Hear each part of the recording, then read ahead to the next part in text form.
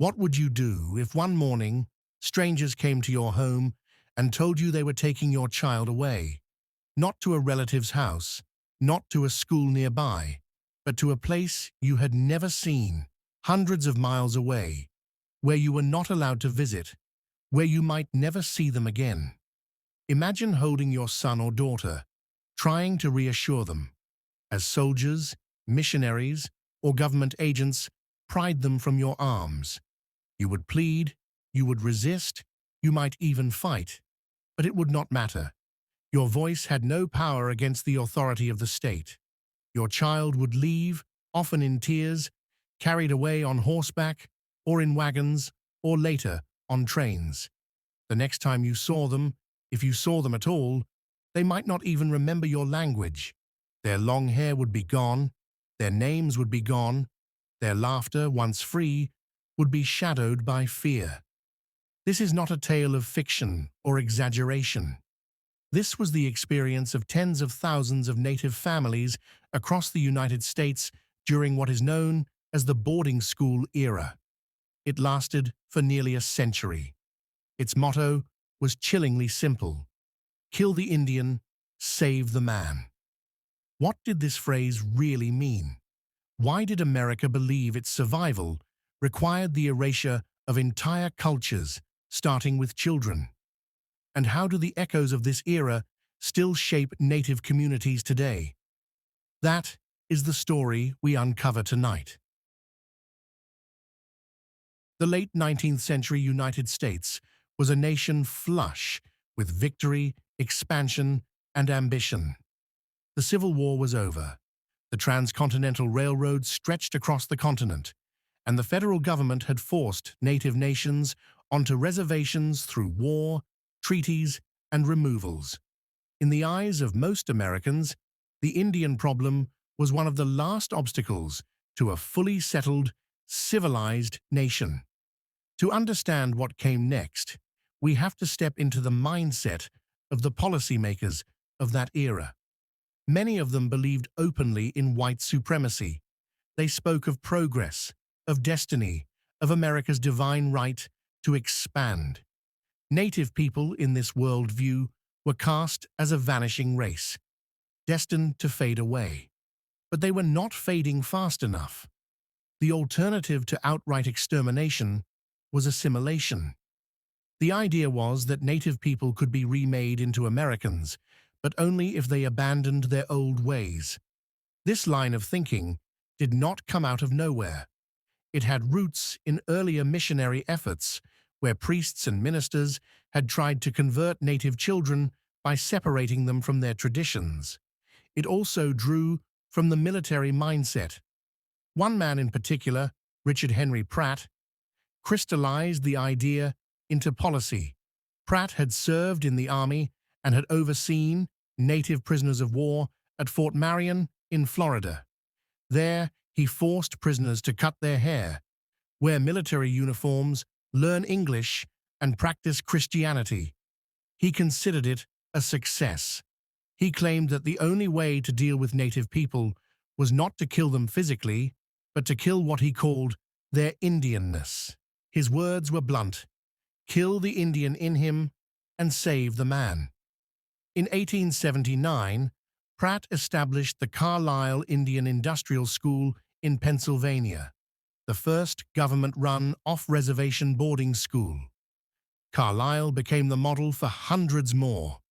Churches, missionaries, and the Federal Bureau of Indian Affairs joined forces to create a nationwide network. The schools were framed as benevolent, as opportunities for education. Reformers argued they were giving Native children a chance to succeed in white America. But beneath the rhetoric was a darker truth. These schools were designed not to educate, but to erase. Over the next decades, more than 350 schools were established across the US and Canada.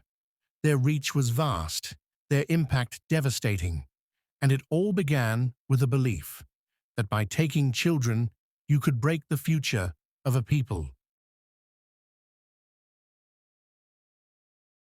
For the children, The journey into the boarding school system was terrifying. Many were taken by force. Agents would arrive on reservations and announce quotas of children who had to be sent away. Families who resisted were threatened with cuts to rations, jail time, or even violence.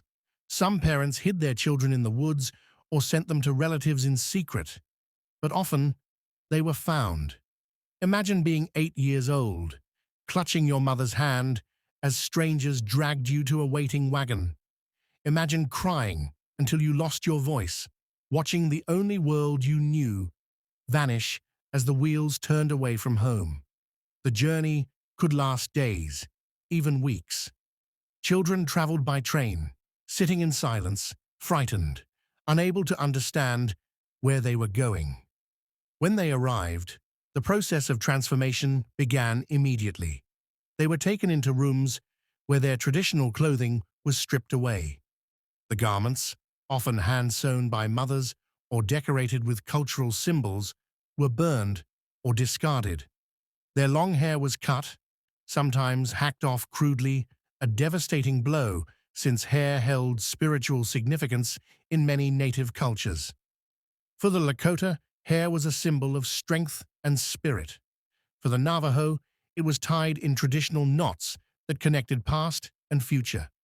To cut it was an act of mourning, usually reserved for death. Here, it was forced upon every child, a symbolic death of identity. Next came the names. Children who had been given names with deep meaning, names tied to ancestors, to nature, to dreams, were suddenly renamed Mary, Joseph, Sarah, or John. They were told to answer to these new names and punished if they did not. Schools proudly documented this process in photographs. They created before and after portraits. In the first, children stood in traditional clothing, long hair flowing, expressions solemn. In the second, they appeared in stiff uniforms, hair cropped short, faces blank. Reformers called these pictures proof of success, but what they never showed was the pain, the tears, the silence that followed. In one day, a child lost their family, their language, their name, their hair, their identity. What remained was a frightened boy or girl, forced to become someone they were not.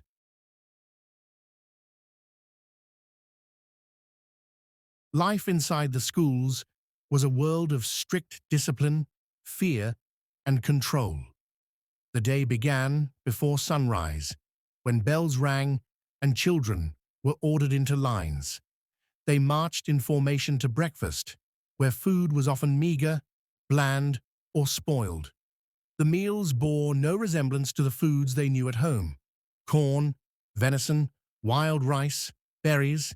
Instead, they were given watery porridge, tough bread, or salted meats. After breakfast came classes. Children sat at desks, forced to remain silent, learning English, arithmetic, and geography. But the most important subject was history. They were taught stories of Columbus as a hero, the Pilgrims as saviors, the Founding Fathers as noble. They were told their ancestors were savages, uncivilized, doomed to vanish unless they embraced white ways. Imagine being told every day that your people were primitive, that your parents were ignorant, that your traditions were worthless. This was not education, it was indoctrination. Outside the classroom, children spent long hours in labor. Boys were assigned to fields, barns, and workshops, working as farmers, carpenters, or blacksmiths.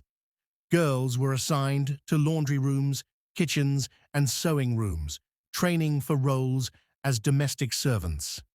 The labor was not incidental, it was central. Schools depended on the unpaid work of children to function. For many, the work was backbreaking, the hours long, the conditions harsh. Discipline was harsh and often brutal. Speaking a native language could earn a child a beating, or force them to kneel on hard floors for hours. Some had their mouths washed out with soap. Others were locked in dark closets for days. A single act of defiance, like singing a song from home, could bring humiliation and pain. Religion was woven into every part of life. Prayers began and ended the day. Hymns were sung in English. Bible verses were memorized and recited. Traditional ceremonies, dances, and songs were forbidden. If discovered practicing them in secret, children could be severely punished. The schools were not just institutions of learning. They were institutions of erasure. They aimed to strip away every trace of native culture and replace it with obedience, labor, and shame. For many children, the boarding school was less a place of growth and more a prison, one they could not escape. Behind the walls of these schools, suffering often turned deadly. Dormitories were overcrowded, with dozens of children crammed into small, poorly ventilated rooms. Diseases like tuberculosis, measles, influenza, and smallpox spread rapidly. Malnutrition, exhaustion, and unsanitary conditions made children even more vulnerable.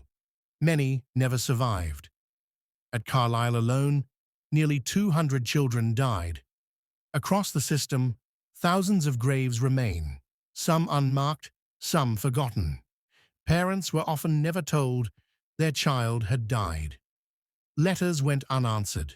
Families waited in grief, hoping for a child who would never return. Imagine the pain of a mother waiting at the edge of a reservation for years, scanning the horizon, never knowing her child had been buried hundreds of miles away. Abuse was rampant.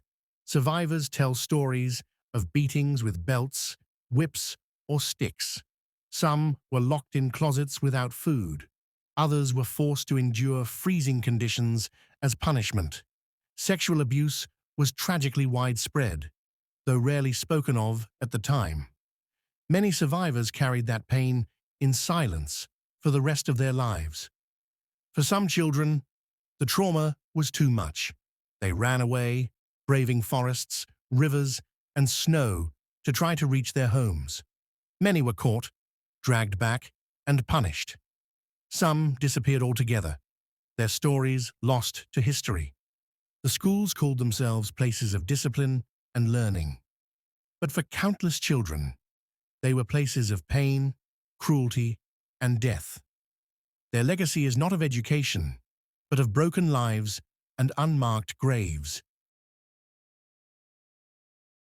And yet, despite the trauma, resistance never fully disappeared. Children whispered their languages under blankets at night. They taught each other songs in secret. They prayed quietly in the ways of their ancestors.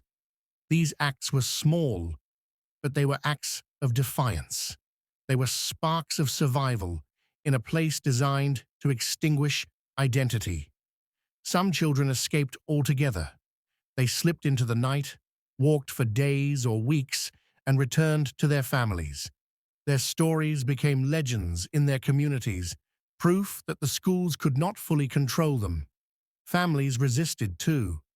Some parents continued to tell traditional stories in secret, to pass down ceremonies, to preserve fragments of culture for the day their children might return.